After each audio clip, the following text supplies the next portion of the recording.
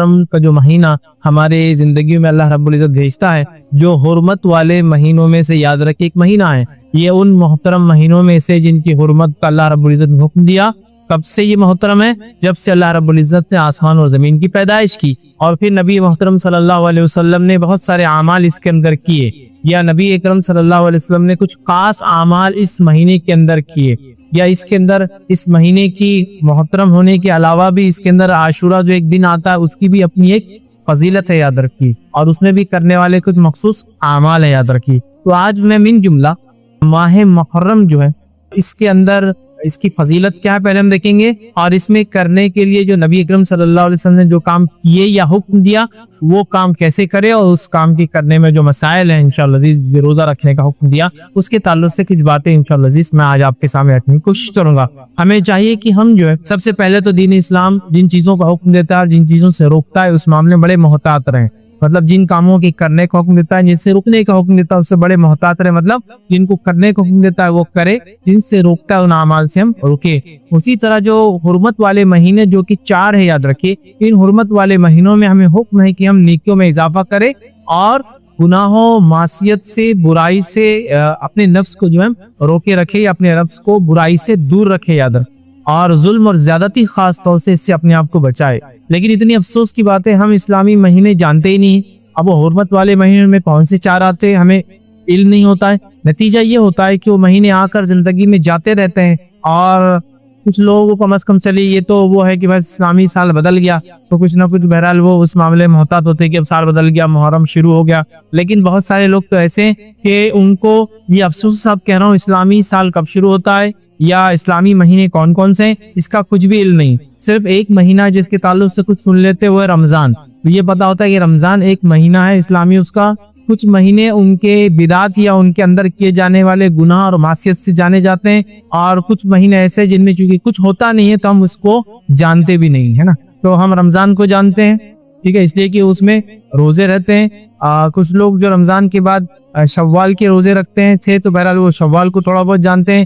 کچھ لوگ جو ہے رجب کو جانتے ہیں کہ اس میں چونکہ معراج منانا ہے، اور کچھ لوگ جو ہے اسی طرح شعبان کو جانتے ہیں کیونکہ اس میں برات منانا۔ اس کے علاوہ تو بہت کم مہینے، یا پھر محرم آتا ہے تو کچھ نہ کچھ اس میں رسومات وغیرہ ہوتے تو محرم کو یاد کرتے ہیں۔ لیکن ان کی ترتیب کیا ہے، یہ مہینوں کی اہمیت کیا ہے، شریعت نے مہینے کیا اور کیسے، ان کے تعلق سے بڑی افسوس کے ساتھ مجھے کہنا پڑ رہا ہے ہم لوگوں کو علم نہیں ہے، بلکہ اسلامی مہینے کتنے ہیں اور کیسے ہیں اور کون کون سے ہیں یہ بھی اکثر لوگ نہیں جانتے۔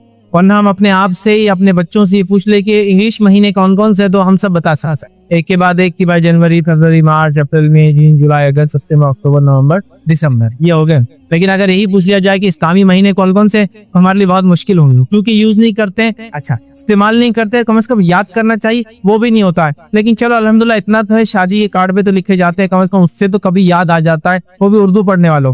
انگلش میں تو ایک وہ ڈیٹ بھی نہیں لکھی جاتی۔ اسلامی مہینہ محرم شروع ہوتا، محرم، صفر، ربیع الاول، ربیع ثانی، جمادی الاول، جمادی ثانی، رجب، شعبان، رمضان، اس کے بعد شوال اور ذوالقعدہ اور ذوالحجہ، ٹھیک۔ تو یہ ایک کے بعد ایک مہینے یاد رکھیں، تو ہمیں وہ مہینے بھی یاد نہیں ہوتے یاد، اور چند مہینے جو یاد ہیں وہ مختلف چیزوں کی وجہ سے یاد ہے، ان کی حقیقتوں کی وجہ سے یاد نہیں۔ ربیع الاول آیا تو نبی اکرم صلی اللہ علیہ وسلم کی پیدائش، اس وجہ سے ہم کو یاد ہوگا چلو ربیع الاول ہے۔ محرم آیا تو کچھ لوگوں کے لیے خوشی اور کچھ لوگوں کی غم، چلو اس سے اس کی یاد رکھیے۔ رجب آیا تو بولے 27 کو معراج بنانا ہے، اور شعبان آیا تو 15 کو جو ہے برات منانی ہے۔ رمضان تو بہرحال رمضان ہی ہے، چونکہ گناہ معاف کر کے اگلا اکاؤنٹ کھولنا ہے گناہ کا، تو یاد رکھنا ضروری بھی ہے۔ شوال میں روزے رکھ لیے تو کچھ یاد ہو جاتا ہے، ورنہ اس کی ترتیب کیا ہے، مہینے کیا ہے، کیا ان کے فضائل ہے، اس میں محترم مہینے کون سے یہ بھی نہیں معلوم۔ بہت سارے لوگ تو یہ سمجھتے ہیں کہ جو 4 حرمت والے مہینے اس میں رمضان بھی ایک ہے، کتنی عجیب بات۔ ہم کو یہ چیز جاننے کی ضرورت ہے، اسلامی کیلنڈر، اسلامی مہینے، ان کی امپورٹنس کیا، ان کی اہمیت کیا ہے وہ بھی جاننے کی ضرورت ہے، اور والدین کے لیے ضروری ہے کہ اپنے بچوں کو اس معاملے میں وہ تاکید و نصیحت کریں۔ چلیے آئیے محرم کے تعلق سے، چونکہ آج میرا لیکچر ہے محرم اسلامی کیلنڈر کا پہلا مہینہ ہے، تو یہیں سے شروع کرتے کیوں، اور انشاءاللہ اس کے فضائل دیکھیں گے تاکہ یہ بھی پتہ چل جائے کہ اسلامی کیلنڈر کا پہلا مہینہ کیوں مانا جاتا ہے، یا سن ہجری جس کو کہتے ہیں، یا ہجرہ جو ہوتا ہے اس سے جو کیلنڈر چلتا ہے جس کو اسلامی کے مسلم کیلنڈر کہتے ہیں، اس کا یہ پہلا مہینہ کیوں ہے۔ تو یاد رکھیے نبی اکرم صلی اللہ علیہ وسلم کے زمانے میں تعداد مہینوں کی اتنی تھی جتنی 12 ہے، ٹوٹل کتنے مہینے اسلامی مہینے، 12 ان کی تعداد ہے، یاد رکھیے۔ ٹھیک ہے. اور اسلامی کیلنڈر لونار مطلب چاند سے چلتا بنسبت سورج کی. یاد رکھیے 16 دن لونار ہوتا ہے جس کے اندر کم و بیش 355 دن ہوتے ہیں. یاد رکھیں 355 ڈیز کے اراؤنڈ اس کے اندر اپروکسیمیٹ کہہ رہا ہوں. یاد رکھیے اس کے اندر دن ہوتے ہیں مطلب سولار کیلنڈر میں 365 ہوتے ہیں, اس کے اندر 10 دن سے کم ہوتے چلے جاتے ہیں. یاد رکھیں ٹھیک ہے. اور اس کے اندر 12 مہینے, اور یہ 12 مہینے کب سے؟ جب سے اللہ تعالیٰ نے آسمان اور زمین کو پیدا کیا. یاد رکھیں ابھی کسی نے بنائے ہوئے نہیں. یاد رکھیں یہ پہلے سے ہے, پہلے سے نبی اکرم صلی اللہ علیہ وسلم پہلے سے کائنات جب وجود میں آئی تب سے مہینوں کی تعداد اتنی 12 ہے, اور ایسے کے ایسے ہی. یاد رکھیں ٹھیک ہے. اب اس میں یہ جو پہلا مہینہ جو محرم کو کہا جاتا ہے وہ کیوں؟ یاد رکھیں اس کو بھی سمجھنے کی ہم کوشش کرتے ہیں. آئیے تو مہینوں کی تعداد 12 جو ہے وہ 12 یوں کی تھی, لیکن ہوا یہ کہ عمر ابن خطاب رضی اللہ عنہ کے زمانے میں کم و بیش روایتوں کے اندر الفاظ 17 ہجری تھی, ہجرت کا 17واں سال 17 ہجری تھی. تو پرابلم یہ ہونے لگا کہ مسلم مملکت اور سلطنت بہت بڑھ گئی.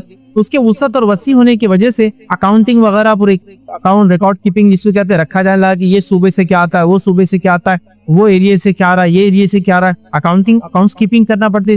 تو وہ یہ کہ اکاؤنٹس کیپنگ کے لیے لوگوں نے کہا امیر المومنین یہ جو ہم خراج وغیرہ جو ٹیکسز وغیرہ لگاتے ہیں اس کے لیے کچھ نہ کچھ ایک سٹارٹنگ منتھ ہو اور ایک اینڈنگ منتھ ہو, تاکہ ایک شروعات اور ایک خاتمہ ہو جس کی وجہ سے ٹیکسیشن میں آسانی ہو. چلیے بھائی ایک آدمی نے شوال میں کوئی چیز لیا تو اگلی اس کی زکات کب آنے والی؟ شوال ختم ہونے سے پہلے اس کو دینا ہے, لیکن کوئی سٹارٹنگ ڈیٹ نہیں ہے. راؤنڈ کیلنڈر چل رہا تھا پورا, لیکن کوئی سٹارٹنگ ڈیٹ مطلب شروع کہیں سے, مطلب جو بھی مہینے کو پہلا مان لیجیے, آپ سفر کو مان لیجیے, محرم کو مان لیجیے, ذوالقعدہ کو مان لیجیے, ذوالحجہ کو مان لیجیے, کوئی بھی مان لیجیے. تو ایک راؤنڈ تھا, تو کوئی ایک سٹارٹ اور ایک اینڈ ہو ایئر کا. تو عمر ابن خطاب رضی اللہ عنہ نے غور و فکر کیا اور آپ نے کچھ صحابہ سے مشورہ لیا اور یہ طے کیا کہ ہم محرم کو جو ہے پہلا مہینہ مان لیں گے, کیونکہ اکاؤنٹس کیپنگ میں تاکہ آسانی ہو. محرم شروعات ہے اور ٹھیک ہے ذوالحجہ جو ہے آخری مہینہ ہوگا. تو یوں یہ چالو ہو گیا پہلا مہینہ. حالانکہ ترتیب کے اعتبار سے یہ 3 مہینے حرمت والے ایک ساتھ آتے ہیں. پہلا ذوالقعدہ, دوسرا ذوالحجہ اور تیسرا محرم. یاد رکھیں تینوں پے در پے ایک کے بعد ایک آتے ہیں. یاد رکھیں. چلیے آئیے اب آگے بڑھتے ہیں اور محرم کے تعلق سے اس کی فضائل آپ کے سامنے رکھنے کی کوشش کروں گا.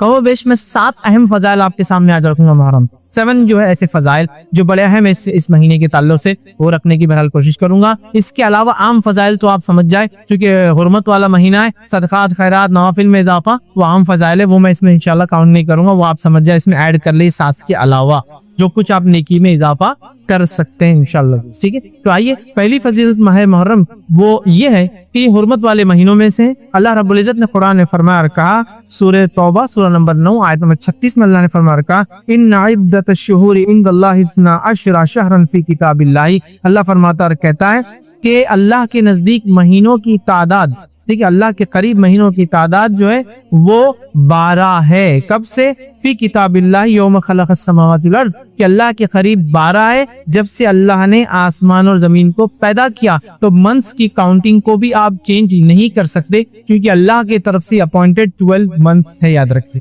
ٹھیک ہے. تو اللہ نے کہا کہ جب سے آسمان اور زمین کو پیدا کیا, منہا اربعۃ حرم, اور ان کے اندر 4 ایسے جو حرمت والے ہیں, محترم ہیں. جنگ اور جدال, معصیت اور گناہوں کے کام سے بچنا چاہیے, یوں تو ہمیشہ بچنا چاہیے, ان مہینوں میں خاص بچنا چاہیے, اور نیکی میں اضافہ کرنا چاہیے. تو ان کے اندر 4 حرمت والے ہیں. پھر فرمایا ذالک الدین القیم, اور یہی سچا اور سیدھا جو ہے طریقہ اور دین ہے. پھر فرمایا فلا تظلموا فیہن انفسکم, تو اپنی نفسوں پہ تم لوگ ان مہینوں میں ظلم نہ کیا کرو. تو ان مہینوں میں تم اپنے نفسوں پہ ظلم نہ کیا کرو. یاد رکھ ٹھیک ہے. اب اس کے پیچھے بہت لمبے تاریخی واقعات, میں اس میں نہیں جاؤں گا, بس مختصر بیان کروں گا. یہ اللہ نے کیوں کہا کہ اللہ کے نزدیک گنتی 12 ہے اور ان کے اندر ظلم نہ کیا کرو. ٹھیک ہے. تو یہ اس لیے کہا گیا اور یہ بالکل 12 ہے کیوں تو مشرکین مکہ جو ہے ان 4 حرمت والے مہینوں کی بڑی تعظیم کرتے تھے. یاد رکھیں ٹھیک ہے. اب یہ 4 حرمت والے مہینے کون سے ہیں وہ بھی ہم دیکھ لیتے ہیں, جو کہ حدیث ہی ہم دیکھتے ہیں جس میں نبی اکرم صلی اللہ علیہ وسلم فرمایا, جو کہ متفق علیہ روایت ہے. آپ نے فرمایا کہا بے شک زمانہ گھوم گھما کر اسی حالت پر لوٹ آیا ہے جس پر اس وقت تھا.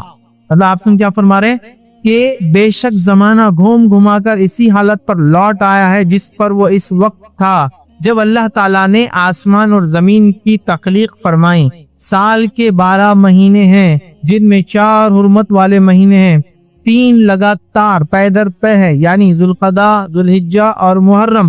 4تھا مہینہ اس کے بعد آپ نے فرمایا مضر قبیلے کا ماہ رجب ہے جو جمادی الاخری اور شعبان کے درمیان آتا ہے۔ تو پتہ چلا 4 حرمت والے مہینے ذوالقعدہ، ذوالحجہ، محرم اور رجب۔ اب یہ اللہ کے رسول صلی اللہ علیہ وسلم کیوں کہہ رہے کہ زمانہ گھوم گھما کے اس کی اصلی حالت پہ آ گیا ہے، اور اللہ نے کیوں کہا کہ اپنی نفسوں پہ ظلم مت کرو اور یہی سیدھا دین ہے؟ اس کے پیچھے واقعہ یہ ہے کہ مشرکین مکہ چونکہ دور جہالت میں بھی ان 4 مہینوں کو حرمت والا مانتے تھے، ذوالقعدہ، ذوالحجہ، محرم اور رجب کو وہ دور جہالت میں بھی حرمت والا مانتے تھے، اور ان کا اصل کام لوٹنا تھا، قافلوں وغیرہ کو لوٹ کر یہ اپنی معیشت، اپنے کاروبار، اپنے کام کا مطلب ان کا اکثر میں یہ کام تھا۔ اب ہوتا یہ تھا کہ 3 حرمت والے مہینے پے در پے آ جاتے تھے، تو یہ لوگ کیا کرتے تھے معلوم آپ کو؟ یہ لوگ 1 یا 2 مہینوں کو کھستا دیتے تھے۔ مطلب کیا کرتے تھے کہ ایک سال ذوالقعدہ، ذوالحجہ بولتے تھے محرم سفر کے بعد آئیں گا، یہ سال محرم کب آئیں گا؟ سفر کے بعد آئیں گا، تو گویا 2 ہی حرمت والے اب لوٹ مار چالو کر چکے، 3 مہینے رکے رہنا ان کے لیے بڑا مشکل تھا، سمجھا؟ تو محرم کو کھسکا دیتے اور کہتے کہ یہ بار محرم سفر کے بعد آنے والا ہے۔ نبی اکرم صلی اللہ علیہ وسلم جس سال حج کیا تو اس سال یہ مہینے ترتیب میں تھے 3، تو آپ نے کہا زمانہ گھوم گھما کر اب اصلیت پر آ چکا ہے جیسا زمین و آسمان کی کریشن کے ٹائم پر تھا۔ مطلب نبی اکرم صلی اللہ علیہ وسلم جو خطبہ دے رہے ہیں تب عربوں نے اس کو بالکل ایک کے بعد ایک 3 مان لیا تھا، پیدر پے تھے، اور اللہ کے رسول صلی اللہ علیہ وسلم نے جو کچھ گڑبڑ ان مہینوں کے اعتبار سے ہوئی ریکٹیفائی کر کے ہم کو بتا دیا کہ آج زمانہ بالکل میں جو کہہ رہا ہوں، جو وقت ہے، جو تاریخ ہے وہی ہے۔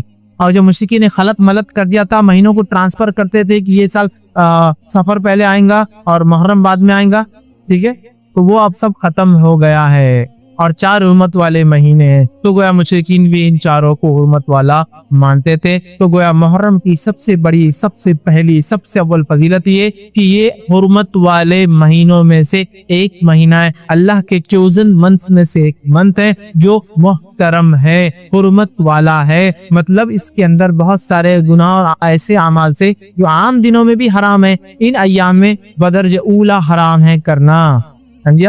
تو محترم حرمت والا اسی لیے کہا جا رہا ہے کہ بہت ساری چیزیں جو عام جگہ حلال ہے ان مہینوں میں حرام ہے، جنگ جدال کرنا، ڈیفنس کر سکتے، اٹیک نہیں کرنا، تو یہ ساری چیز اس میں انکلوڈڈ ہے، یاد رکھ۔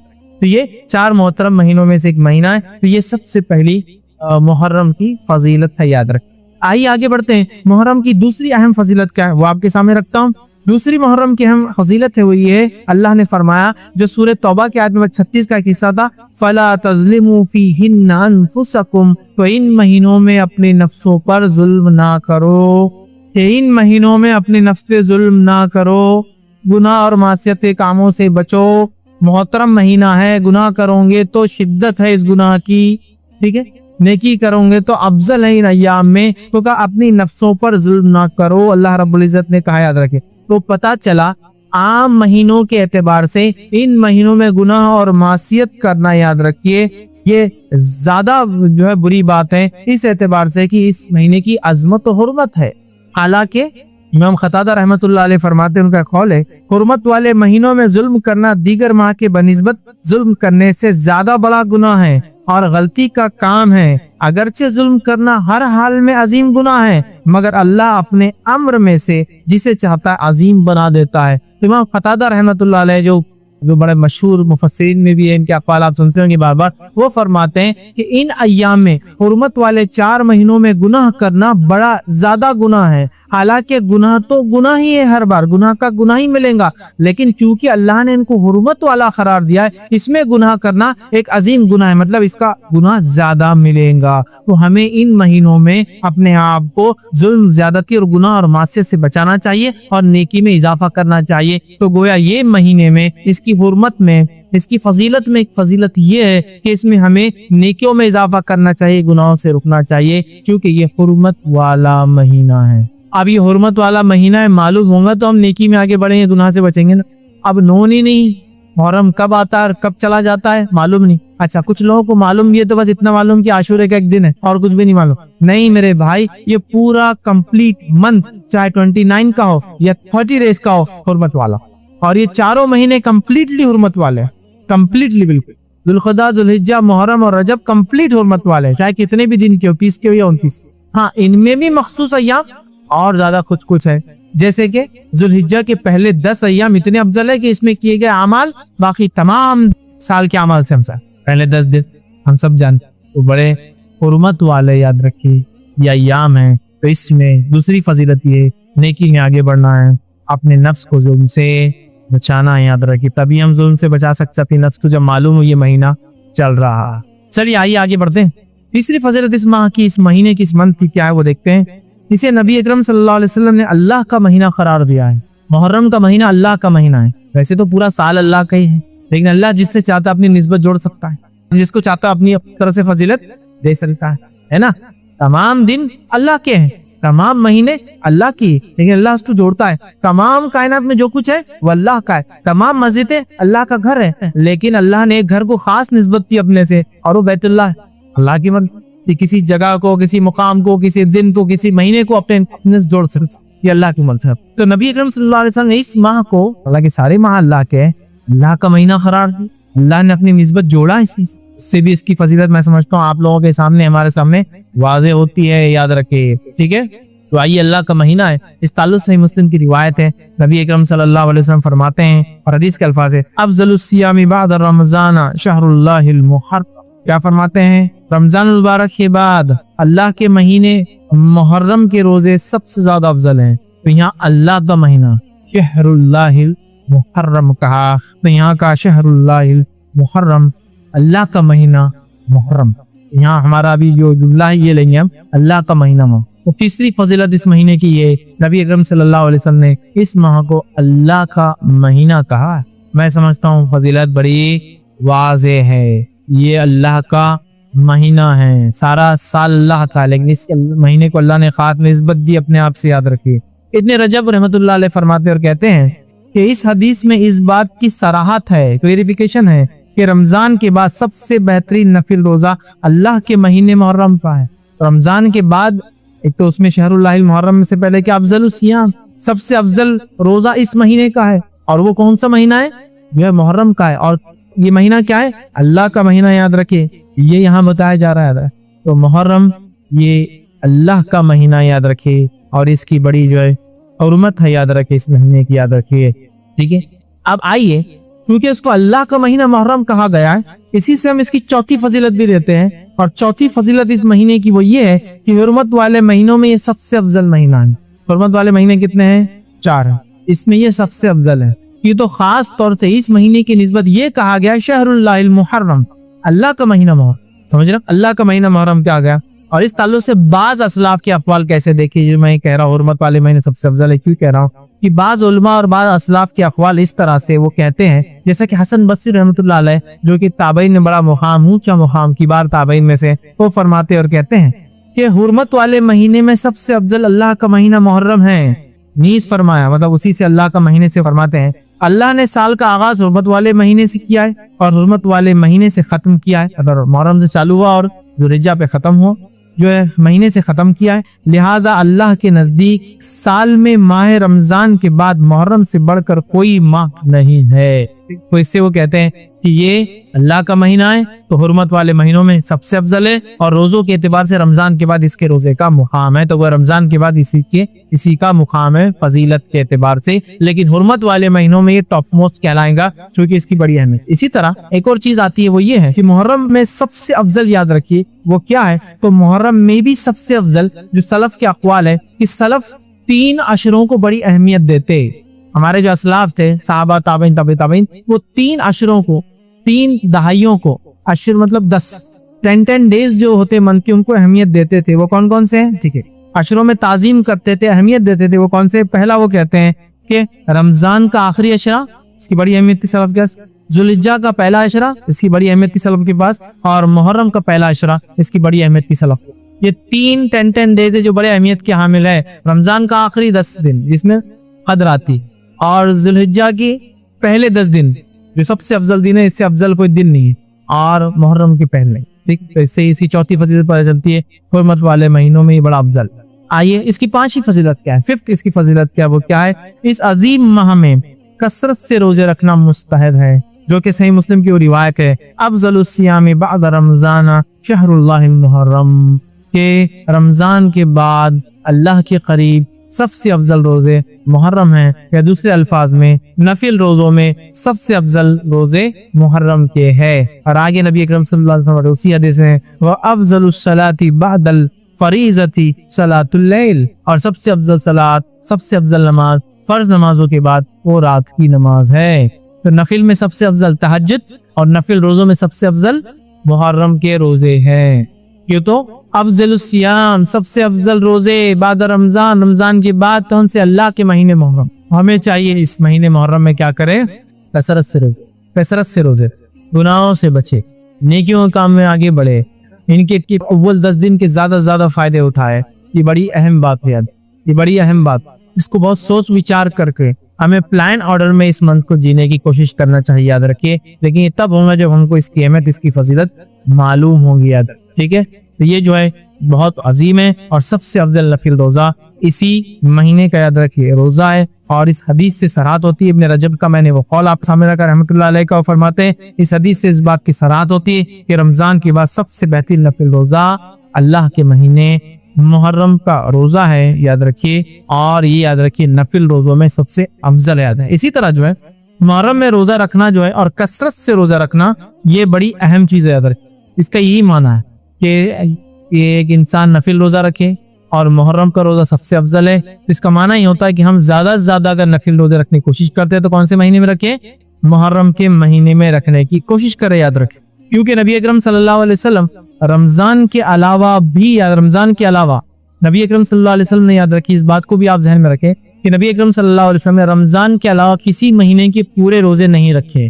مطلب یہ ہوا کہ محرم کے مہینے جس کو کہیں گے یہ پسندیدہ ہے کہ اس کو زیادہ سے زیادہ انسان رکھے، لیکن زیادہ سے زیادہ کا معنی یہ نہیں کہ پورے مہینے کے، ان کو رکھتا ہے تو کوئی گناہ نہیں کرتا، یاد رکھے۔ چونکہ اس کا معنی ہے کہ جس کو کہیں گے یہ پسندیدہ چیز ہے کہ ہم زیادہ سے زیادہ کوشش کریں، لیکن نبی اکرم صلی اللہ علیہ وسلم نے رمضان کے جیسا روزہ، مطلب پورے مہینے کا روزہ رمضان کے علاوہ کسی مہینے کا نہیں رکھا۔ اور متفق علیہ روایت ہے، اس کے الفاظ اس طرح سے ہے کہ رمضان کے علاوہ نبی اکرم صلی اللہ علیہ وسلم نے کبھی بھی جو ہے ایک ماہ کے مکمل روزے نہیں رکھا، اور نہ ہی شعبان سے زیادہ کسی مہینے میں روزے رکھے۔ اسے پتہ چلا کہ محرم کا مہینہ یہ پسندیدہ ہے، کوشش کرنا چاہیے رکھے، لیکن پورے مہینے کا رکھنا نبی اکرم صلی اللہ علیہ وسلم ثابت نہیں ہے۔ آپ نے صرف رمضان کے پورے رکھے، اور سب سے زیادہ روزے جس مہینے کے آپ رکھتے تھے وہ کون سا تھا؟ شعبان تھا۔ اب ایک اشکال ہو سکتا ہے ذہن میں کہ جب محرم کا مہینہ سب سے افضل مہینہ ہے تو نبی اکرم صلی اللہ علیہ وسلم محرم میں سب سے زیادہ روزے کیوں نہیں رکھے؟ تو اس کے لیے علماء لکھتے ہیں ہو سکتا ہے محرم کی فضیلت نبی اکرم صلی اللہ علیہ وسلم کو بعد میں بتائی گئی ہو، اور اس سے پہلے آپ شعبان کے روزے رکھتے رہے۔ ہو سکتا ہے محرم کی فضیلت تو پہلے بتائی گئی ہو، لیکن غزوات، سفر یا بیماری کی وجہ سے اللہ کے رسول نے اس کے روزے زیادہ نہ رکھے ہو، کچھ بھی ریزن ہے، لیکن افضل تو سب سے کون سے؟ محرم کیا۔ لیکن نبی اکرم صلی اللہ علیہ وسلم نے کمپلیٹ منتھ کے روزے صرف رمضان کے رکھے، اور رمضان کے علاوہ شعبان سے زیادہ روزے آپ کسی مہینے میں نہیں رکھتے تھے، یاد۔ لیکن افضل تو بہرحال اسی کے، تو اس سے پتہ چلتا ہے کہ یہ استحباب جس کو بولتے ہیں، مستحب ہے کہ ہم جو اس کے روزے زیادہ سے زیادہ رکھنے کی جو ہے بہرحال کوشش کریں، ٹھیک ہے۔ آئیے آگے بڑھتے ہیں۔ چھٹی فضیلت اس مہینے کی کیا ہے؟ 6 فضیلت ہم دیکھتے ہیں، چھٹی کیا ہے؟ وہ یہ کہ محرم میں عاشورہ ہے۔ محرم میں عاشورہ ہے۔ عاشورہ کیا ہے؟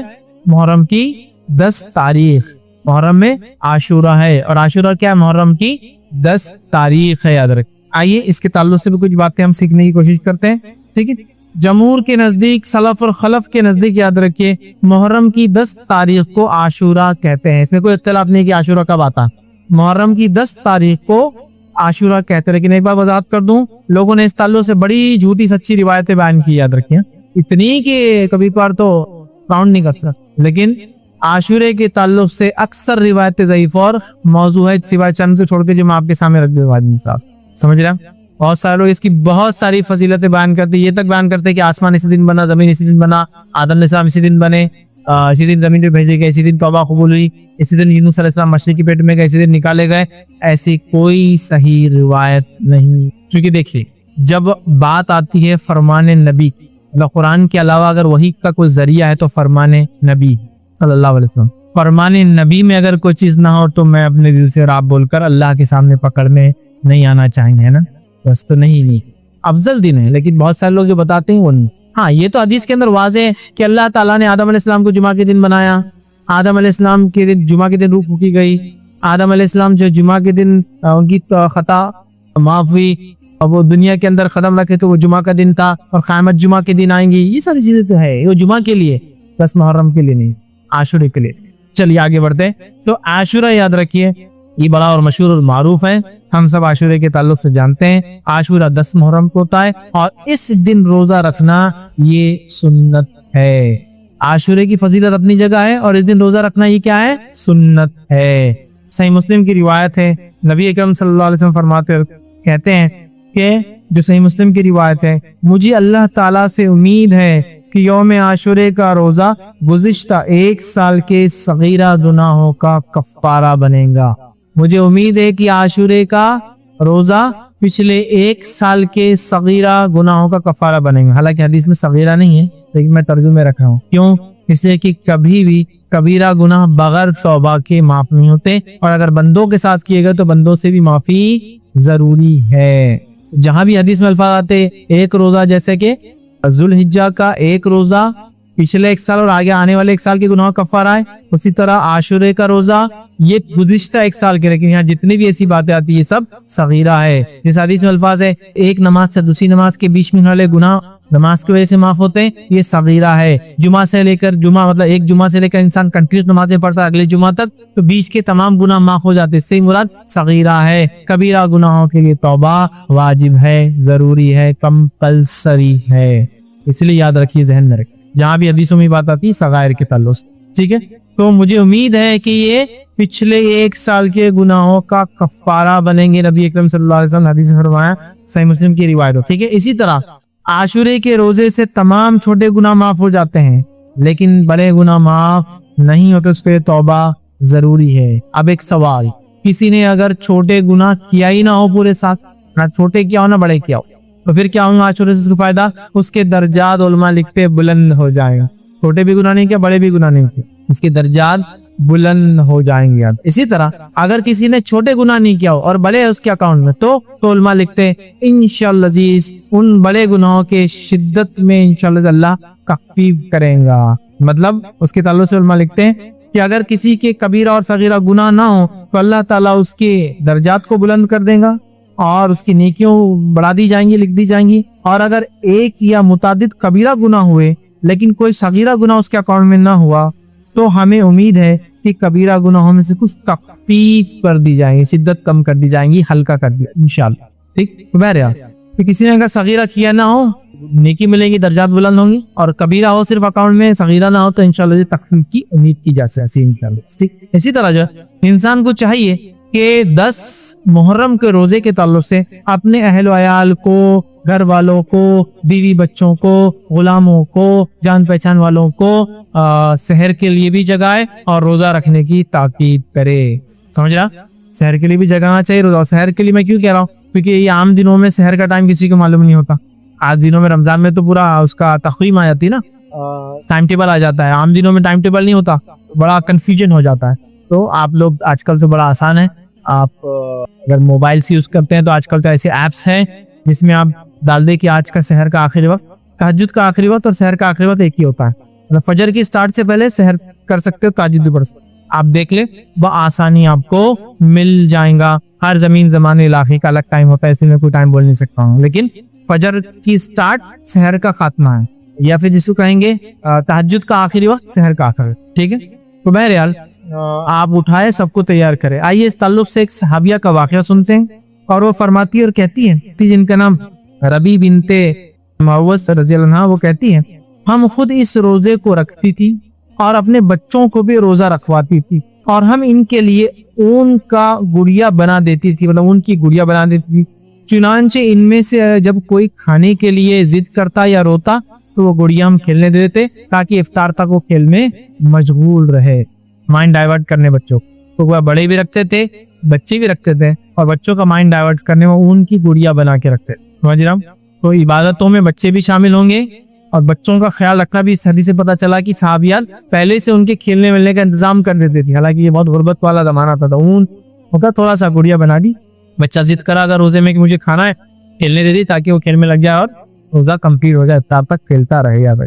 और जो रिवायत देखी मुत्तफ़क़ा अलैह थी, जो सहाबियात गुड़िया बना, ठीक। अब जो 10 मुहर्रम का जो रोजा है, जब नबी अकरम सल्लल्लाहु अलैहि वसल्लम ने इसका हुक्म दिया تو آپ کو بتایا گیا کہ اس دن جو ہے یہودی روزہ رکھتے ہیں، ٹھیک؟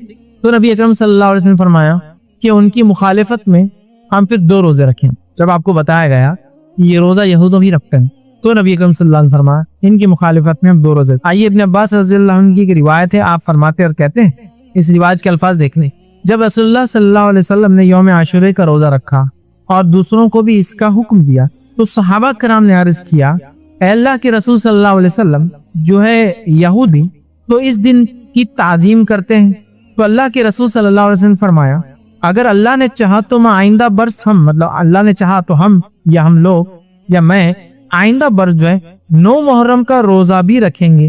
ابن عباس رضی اللہ عنہ فرماتے اور کہتے ہیں کہ نبی اکرم صلی اللہ علیہ وسلم آئندہ سال آنے سے قبل ہی انتقال کر گئے۔ جب آپ نے یہ حکم دیا کہ عاشورے کا ایک روزہ پچھلے 1 سال کے گناہ کفارہ ہے تو آپ کو بتایا گیا اس دن کی تعظیم تو یہود کرتے ہیں، یوزنگ کرتے ہیں، تو آپ نے کہا ان کی مخالفت میں ہم 1 نہیں 2 روزے رکھیں۔ اب ان کی مخالفت کی بات کیوں ہو رہی ہے؟ اس لیے کہ یہود و نصارہ نے اپنی کتاب کی مخالفت، اللہ کی مخالفت، اس لیے نبی اکرم صلی اللہ علیہ وسلم آخری نبی نے ان کی مخالفت، دشمنی سے نہیں، لوگ بولتے ہیں دشمنی سے نہیں، کیونکہ انہوں نے اللہ سے دشمنی، اللہ کے احکامات کو نہیں مانا، پیدا کرنے والے کے حکم کو نہیں مانا، اس لیے ہم ان کی مخالفت، اللہ کوئی دشمنی نہیں اس کی، سمجھ رہا؟ تو آپ نے ان کی مخالفت کی، تو آپ نے کہا کہ انشاءاللہ عزیز اگر میں زندہ رہا تو آنے والے سال کون سا روزہ رکھوں گا؟ 9 کا رکھوں گا۔ تو پتہ چلا ہمیں کون کون سے روزے رکھنا ہے اب؟ 9 اور 10، مطلب 9 اور 10، 9 اور 10 محرم کو ہم کو 2 روزے رکھنا ہے، اور یہ 2 روزے 1 سال کی گناہ کا پچھلے، اور ذوالحجہ کی 9 تاریخ کا روزہ وہ 2 سال کے گناہ کا کفارہ جو گزرا، اور جو مطلب 1 روزہ 2 کا کفارہ، یہ 2 روزے 1 کا کفارہ جو گزرا ہے، ٹھیک ہے؟ چلیے، تو یہ بھی پتہ چل گیا کہ ہم کو عاشورے کا روزہ رکھنا ہے۔ نبی اکرم صلی اللہ علیہ وسلم رکھا، صحابہ رکھتے تھے، سب رکھتے تھے، بچوں کو رکھاتے تھے، اور مخالفت نہیں ہوگی، 2 روزے ہم کو رکھنا ہے، مطلب 10 کا تو رکھنا ہی اور 1 اضافہ کرنا ہے۔ آئیے دوسری روایت کے اندر صحیح مسلم کے اندر الفاظ ہے، اگر میں اگلے سال زندہ رہا تو 9 محرم کا بھی روزہ رکھوں گا۔ ایک میں اوپر والی میں کہا تھا کہ ہم رکھیں گے، اس میں کہا کہ میں رکھوں گا، اس سے پتہ چلا آپ کو اور ہم کو 9 اور 10 کا رکھنا ہے، یاد رکھ۔ اسی طرح جو ہے عبداللہ ابن عباس رضی اللہ عنہ فرماتا ہے، یہ مسند احمد کی روایت ہے، اس روایت میں اختلاف ہے، کچھ نے اس کو ضعیف قرار دیا ہے، لیکن محمد شاکر نے جو کہ محدث تھے انہوں نے اس کو حسن قرار دیا، تو میں کہوں گا اس کے علماء کا اختلاف ہے اس حدیث کی سند میں۔ اس حدیث کے الفاظ کیا سنیے، مسند احمد کی روایت ہے، اور بھی یہ روایتیں اور بھی الفاظ سے آتی، مطلب اور بھی حدیثیں کتاب موجود ہے۔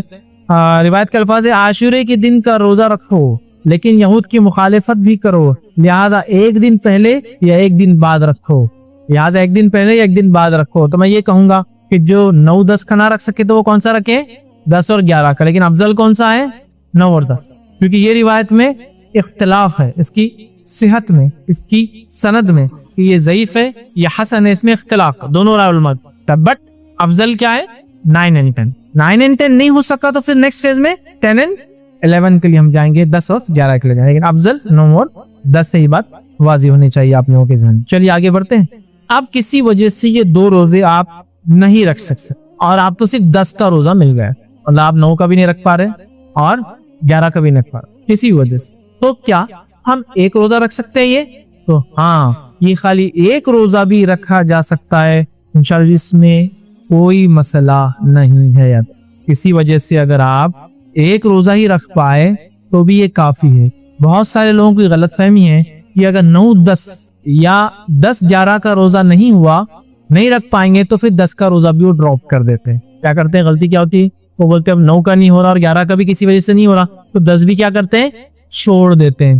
ایسا کرنا غلط ہے۔ اگر کسی وجہ سے آپ 9 کا بھی نہیں رکھ پائے، اگر کسی وجہ سے آپ نے سوچے 10 11 رکھوں گا اور 11 کا نہیں رکھ پائے، تو آپ کا 10 کا روزہ بالکل درست ہے۔ تو گویا خالی 1 روزہ بھی، جیسا کہ میری صحت ساتھ نہیں دے گی، 2 روزے تو میں رکھ سکتا ہوں، 1 ہی رکھتا ہوں، تو آپ 1 بھی رکھ سکتے ہیں۔ نیت رکھے کہ اللہ میری صحت ہے تو میں دوسرا بھی ضرور، یا کسی عورت نے نیت کی کہ 10 اور 11 کا رکھیں گی، سمجھو کسی وجہ سے، اور ہوا یہ کہ 10 کو تو روزہ رکھ پائی اور 11 کو ناپاک ہو گئے، وہ بھی کوئی مسئلہ نہیں۔ یا کوئی عورت 9 کو ناپاک سمجھ رہے ہیں اور اس نے نیت کی تھی کہ 9 10 رکھوں، تو بہرحال وہ پھر 10 11 رکھ لیں، اس کے پاس موقع ہے۔ تو بہرحال کسی وجہ سے آپ 9 کا یا 11 کا روزہ سفر کی وجہ سے، بیماری کی وجہ سے، عورت کی حیض کی وجہ سے، کسی اور پرابلم سے نہیں بھی رکھ پائے، صحت کی وجہ، تو آپ کو 1 روزہ بھی انشاءاللہ عزیز کفایت کر جائیں گے، اس میں کوئی حرج نہیں۔ ایک اور غلط فہمی کہ ایک روزہ نہیں رکھنا بولے ایک روزہ بھٹکتا ہوں، اس کی کوئی دلیل نہیں ہے کہ ایک روزہ بھٹکتا، ایسا کچھ بھی نہیں بولے جوڑی دار لگتا، بہت کامن مسکنسپشن ہے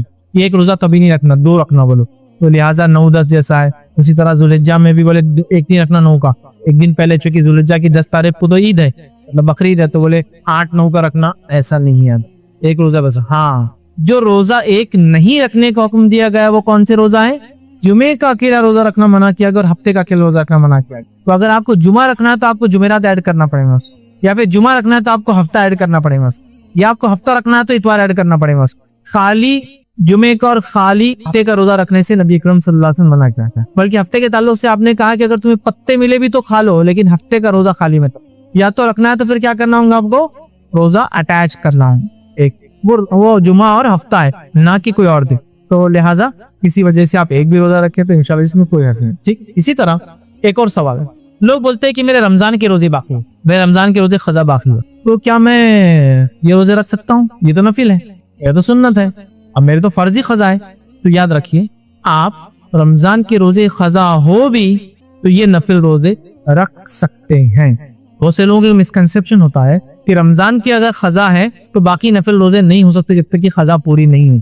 تو میں یہ بتانا چاہوں گا، یہ جو روزہ ہے محرم کا، خاص طور سے 9 اور 10 کا، یہ روزہ مخصوص ہے اور ایک تاریخ سے اٹیچ ہے، یہ تاریخ جانے کے بعد آپ کو اس کو رکھنے کا موقع نہیں ملے گا۔ لہٰذا اگر رمضان کی قضا باقی ہے بھی تو بہت ساری بات بیمار لوگوں کا مسئلہ ہوتا ہے، عورتوں کا ہوتا ہے کہ حیض کی وجہ سے روزے ان کی چھوٹ جاتے ہیں رمضان کے اور وہ رکھ نہیں پاتی، اب محرم آ جاتا ہے، پھر وہ سوچتے رہے محرم آ گیا تو کیا محرم کے نفل رکھوں جبکہ میرے تو فرض باقی ہے۔ تو یاد رکھیے، آپ کی فرض روزے اگر قضا باقی بھی ہے تو علماء کی کئی قول الفتاوی موجود ہے کہ آپ قضا روزے باقی رہنے کے باوجود بھی محرم کا روزہ آپ رکھ سکتے۔ تو لہٰذا محرم کا یہ روزہ 9-10 کا آپ بالکل، اگر قضا روزے باقی بھی ہیں تو رکھ لے، چونکہ قضا روزوں کے لیے تو آپ کے پاس اگلے سال تک موقع ہے، مطلب اگلے رمضان آنے سے پہلے تک موقع ہے، لیکن یہ روزے تاریخ سے جڑے ہیں، ایک بار چلے جائیں گی تاریخ کو پھر موقع نہیں ملیں گا۔ تو لہٰذا نفلی روزہ، قضا روزے اگر فرض باقی ہے بھی تو رکھا جا سکتا ہے، تو لہٰذا آپ اس کو رکھ سکتے ہیں۔ آئیے اسی طرح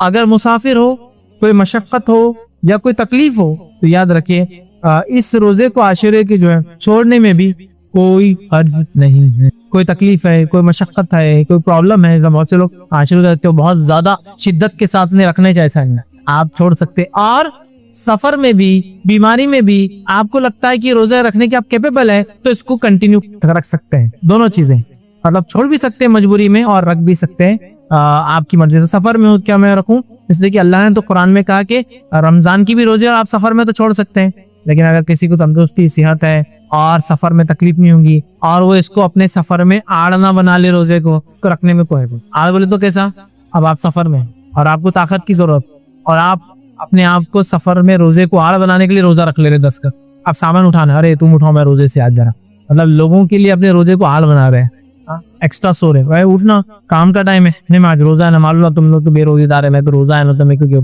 آڑ نہیں ہونا چاہیے، ٹھیک، اس چیز کو آپ یاد رکھیں، ٹھیک ہے۔ اچھا، ایک اور سوال، کیا یہ روزے کی قضا ہو سکتی ہے 10 محرم کو؟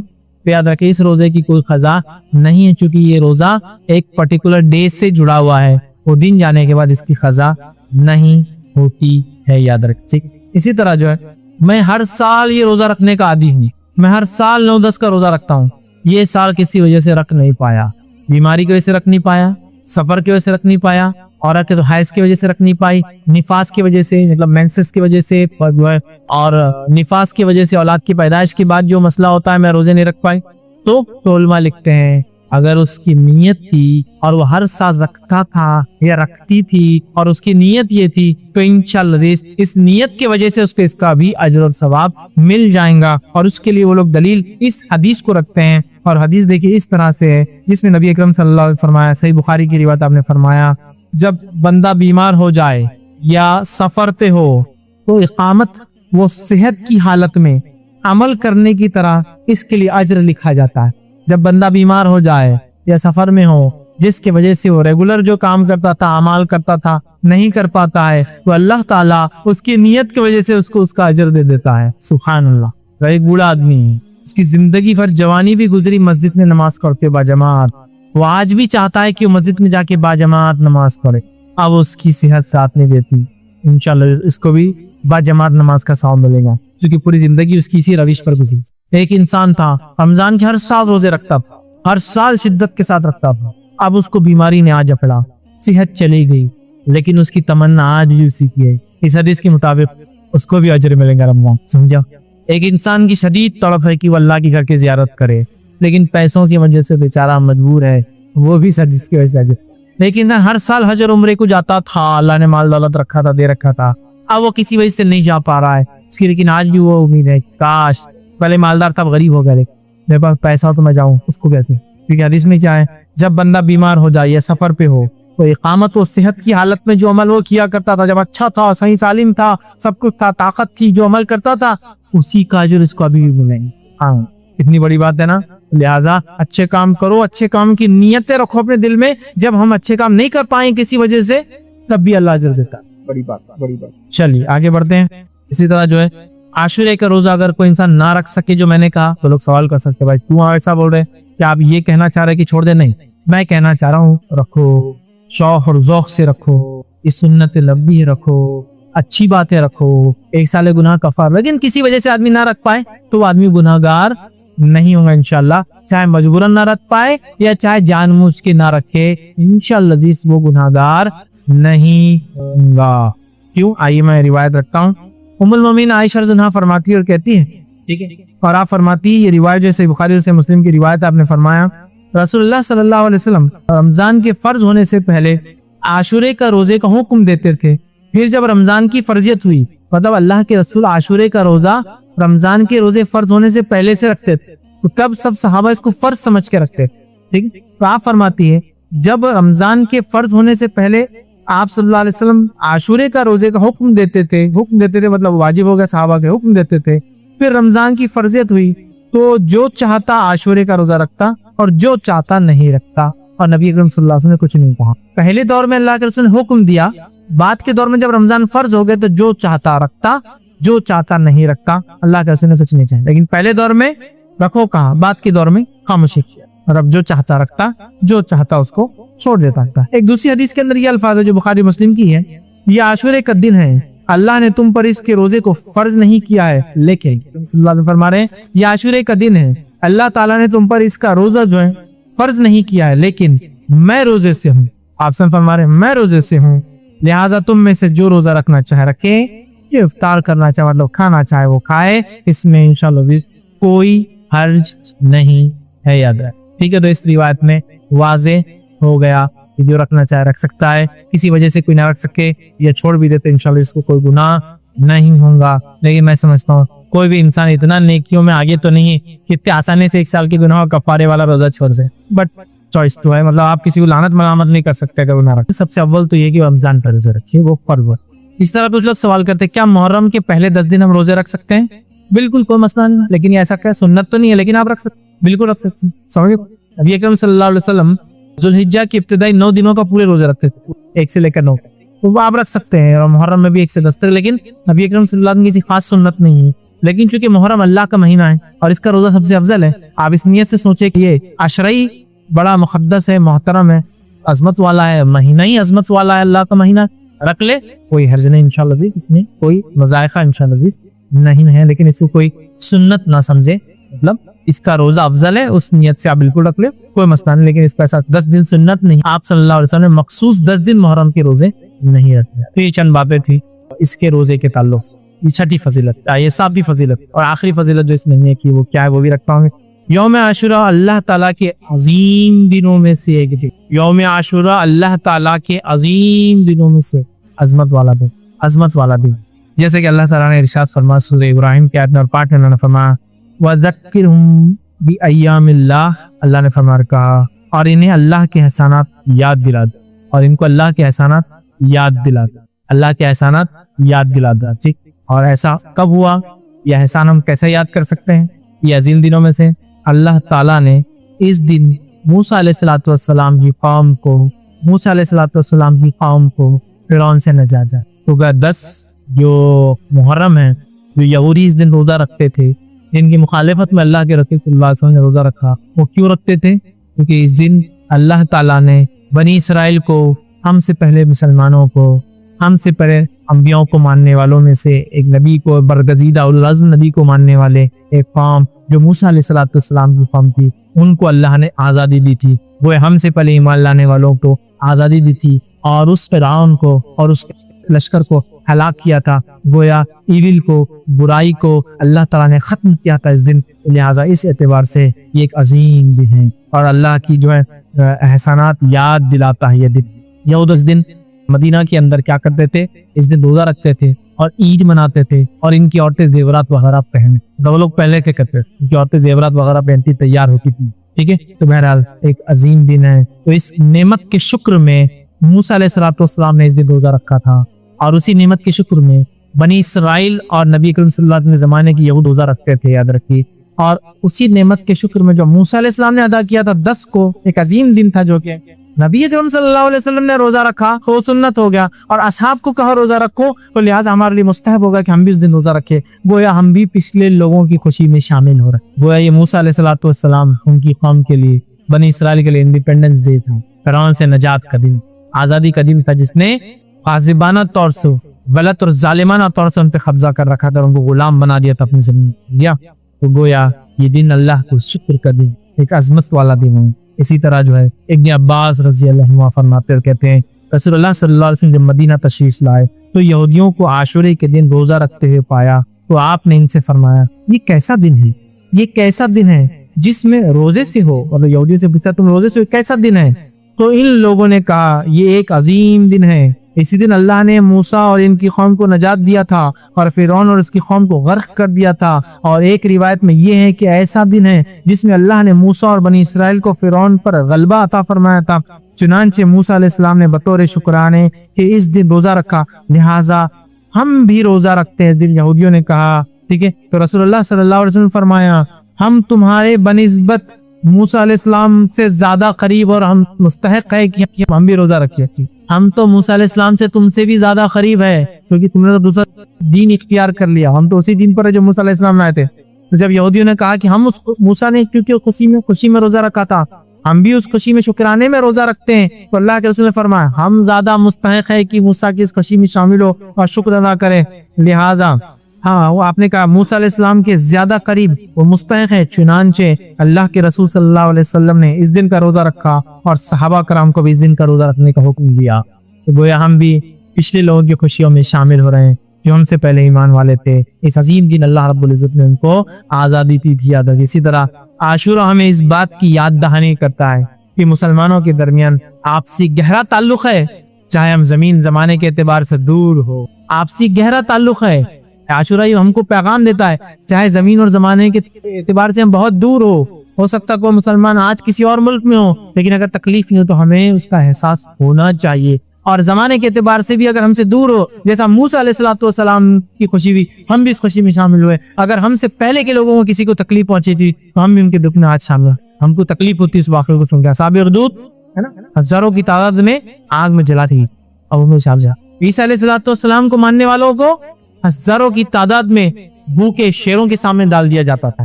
آپ کو معلوم رومی حکومت، بزنطینی حکومت بننے سے پہلے، مطلب رومن امپائر جب تک عیسائیت قبول نہیں کیا تھا تو انہوں نے ہزاروں ہزار عیسائیوں کو جو عیسیٰ علیہ السلام پر ایمان لائے تھے بھوکے شیروں کے سامنے لائے۔ وہ تکلیف میں ہم بھی شامل ہیں، چاہے وہ آج یہود اور نصارہ ہو، لیکن جب وہ ایمان لائے تھے اپنے نبی پہ تو ہم ان کے تکلیفوں میں تو زمانے کے اعتبار سے ہم آگے پیچھے ہو یا علاقے کے اعتبار سے ہم آگے پیچھے ہو، ہم ایک دوسرے کی تکلیف اور خوشیوں میں ساتھ ہے۔ یہ بات کہ ہم کو اس سے میسج ملتا ہے، یاد رکھیے کہ زمین اور زمانے کے بدلنے سے کوئی فرق نہیں ہوتا، ہم مسلمان آپس میں ایک دوسرے سے گہرا تعلق رکھتے، یہ میسج یہی تھا۔ اور کیوں نہ ہو، اللہ رب العزت نے قرآن میں یہ بات کی والمؤمنون والمؤمنات بعضهم اولیاء بعض، مومن مرد اور مومن عورتیں آپس میں دوست ہیں، اولیاء ہیں، ایک دوسرے کی مددگار ہے۔ سورۃ توبہ کی آیت نمبر 71 ہے، ایک دوسرے کی مددگار ہے، دوست مومن مرد اور مومن عورتوں کو، یہ بھی پیغام ہم کو ملتا ہے۔